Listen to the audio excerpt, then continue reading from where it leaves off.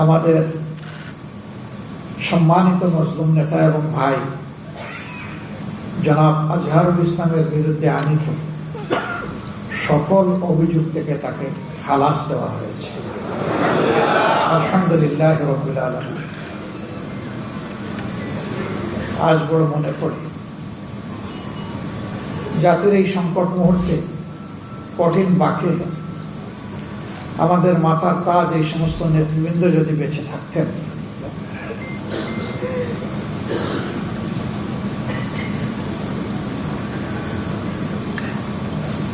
তারা তাদের প্রজ্ঞা, দূরদর্শিতা, অভিজ্ঞতা দিয়ে জাতিকে পথ দেখাতে পারতেন। ক্যাঙ্গারু কোর্ট এইভাবে এক একজন করে যাদেরকে বিদায় দিয়েছে, দুনিয়ার কেউ আর তাদেরকে আমাদের কাছে ফিরিয়ে দিতে পারবে না। কিন্তু তাদের স্মৃতি এবং কর্ম, তাদের পর পুরা অবদান এই জাতির জন্য, আল্লাহর দ্বীনের জন্য অম্লান থাকবে এবং বারবার ফিরে আসবে ইনশাআল্লাহ।